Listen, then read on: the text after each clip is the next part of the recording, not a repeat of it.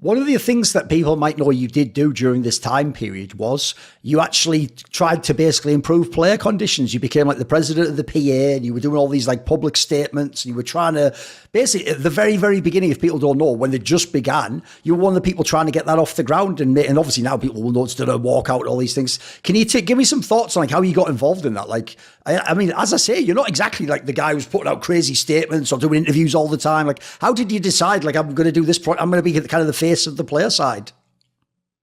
Yeah, I think it was like kind of everyone was there for that summit, and then it was kind of like who wants to run for president. And then I kind of like realized, like, I raised my hand there, and as I was talking, I kind of was like, I know most of you, you know, like I've played on a team with like half of you here before. And so it's kind of like, you know, these are the people that I care about, and if I can genuinely help them, like I want to be a part of that. And so that's kind of why I came on as the LCS on the PA. And there's definitely things we've done, things we could have done better. A lot to say about the Players Association. I don't know if you really want to get into it. Yes, give me some thoughts. Like, what kind of things were you trying to do? What did you get done? Yeah, I mean, we mentioned like the salary database and all that kind of stuff. And then, I mean, we could talk about the player walkout. But in my, like the way I saw the Players Association always, it's kind of like ways to give value back to players and kind of just a place for players to go. I mean, I think Phil, like the last year or two, I haven't been as involved directly. I was kind of, I kind of got put in this position where like, Hal was the Players Association executive. And then we kind of realized that like, he wasn't actually fit to be it because he didn't know esports that well. Right. Like, frankly speaking. So we wanted someone who's in the space. So I kind of got in this position where it's like, I have like the Players Association and I have to hire a new person and fill the whole board and kind of figure out all these things. And so I would say that's probably my biggest contribution, is actually getting a lot of people on the board, kind of getting Hal fired and getting a new person on was kind of probably my biggest contribution in terms of behind the scenes. In terms of actual things that happen, like the walkout was one of those things. The things that happens is basically if players don't know what to do and they're like having a tough time, like in contracts or team dispute or whatever, they can reach out to the PA and we can help them. And it's kind of nice to have that in esports because like you can get fucked pretty easily. Oh, for sure. Yeah. I mean, just to put it in plain terms, like it's just the reality, right? So like to have something like a Players Association to give that is so good. And so we've done things like hosted seminars, and we've kind of done things for amateur and academy players. And I think even, I don't know if it went off the ground, but we were kind of hosting this Korean boot camp thing as well. And oh, right. just so many like little like things like that where we're trying to see like what's helpful for players, how we can give back.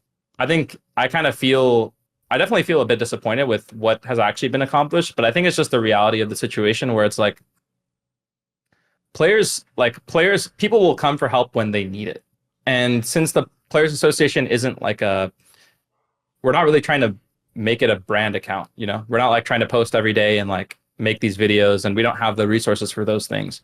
So I don't think it's kind of like one of those things where you're really trying to like get your name or face out there. So it's kind of like more like an entity that's there for the important things, which is not really what I would have wanted the most, but it's kind of what I realized is kind of the best case for it. So kind of a lot of the things we ended up doing are kind of behind the scenes helping players. And then you'll see like the salary database, you'll see the walkout, you'll see like we have these discussions with Riot and like so many things behind scenes that we can't really talk about.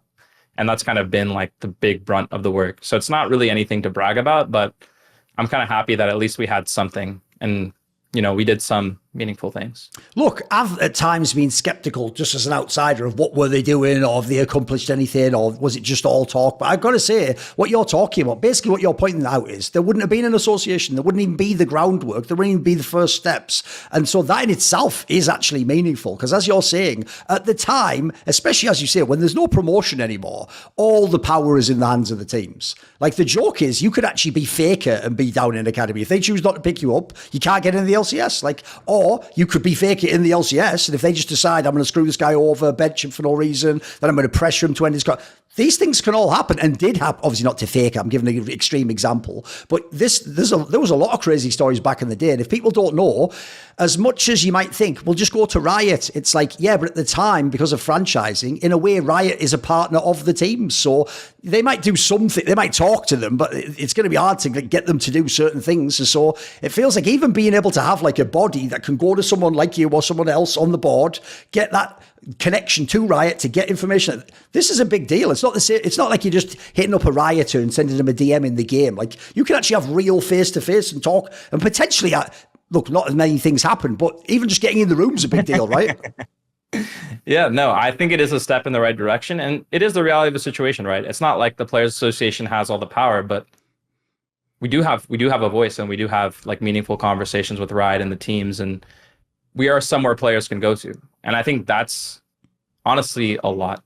So obviously, one of the topics that was a side topic around the walkout was this notion of how much money is there in LCS and are the teams using it the right way, and what should they have an academy team? And one of the pushbacks, obviously, from the owners was like, the academy team isn't cheap. And I think a lot of fans to that point, mate, didn't know that you could actually make, like, the joke is, in this era, you can make as much an academy as someone used to make, more than they used to make in the LCS at the beginning. Like, all the salaries had gone up, right? So in these years when you played in academy, you still made a good living, right? You were still like essentially a top, well, you were a top player, but you were a professional player. You never had any, you were never a semi-pro. Yeah, no, I made a livable wage for sure. What would not you like yeah, go on. Not near anything I was making before, but it's like probably like around or close to like 6 figures. Oh, right. Okay. So you could break like 100K if it was a good deal or the right team. Some players were definitely getting overpaid, like they would be newer players getting like over 6 figures. I mean, to say overpaid, I mean, it all depends what context. Right? Yeah, it's subjective, yes. In my eyes, I feel like there's definitely some players that were getting paid too much in academy. And I mean, even myself, I would say to some degree. I mean, I guess it depends on how you look at it, considering I was a veteran and had all that experience and was performing well. But yeah, I mean, I think that there could... This is a hard conversation to get into, because I think there's a lot of context behind everything. See more cool, funny, interesting clips based on topics from my content? Well, subscribe to this channel then, or, be a pleb and don't.